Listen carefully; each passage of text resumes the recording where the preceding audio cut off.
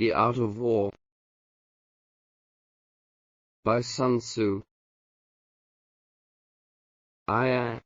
Waging war, Sun Tzu said, in the operations of war, where there are in the field 1,000 swift chariots, as many heavy chariots, and 100,000 mail-clad soldiers, with provisions enough to carry them 1,000 li, the expenditure at home and at the front, including entertainment of guests, small items such as glue and paint, and some spent on chariots and armor, will reach the total of 1,000 ounces of silver per day. Such is the cost of raising an army of 100,000 men.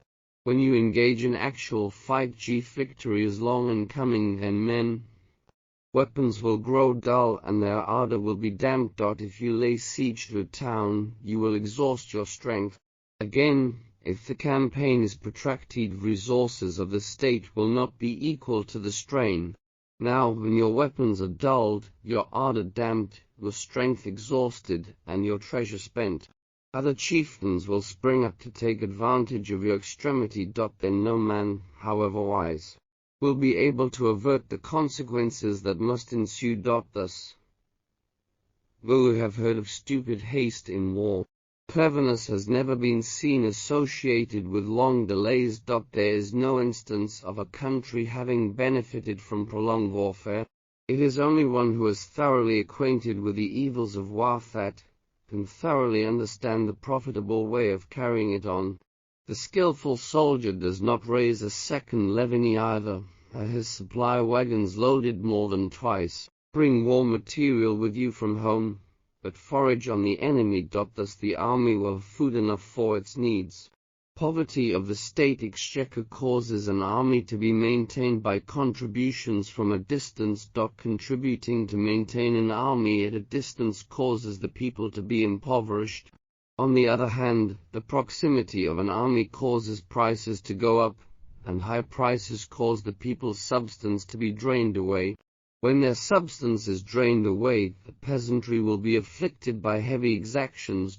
With this loss of substance and exhaustion of strength, the homes of the people will be stripped bare, and 3/10 of their income will be dissipated, while government expenses for broken chariots, worn-out horses, breastplates and helmets, bows and arrows, spears and shields, protective mantles, draft oxen, and heavy wagons will amount to 4/10 of its total revenue.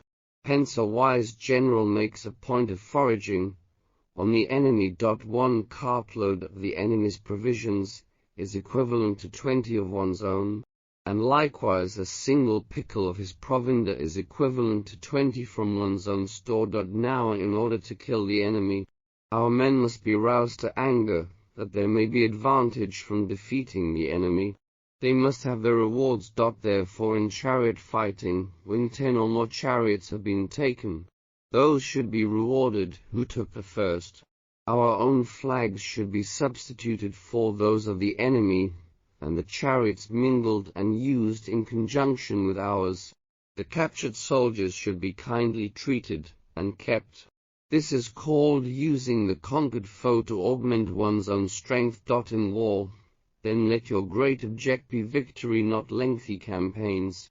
Thus it may be known that the leader of armies is the arbiter of the people's fate, the man on whom it depends whether the nation shall be in peace or in peril.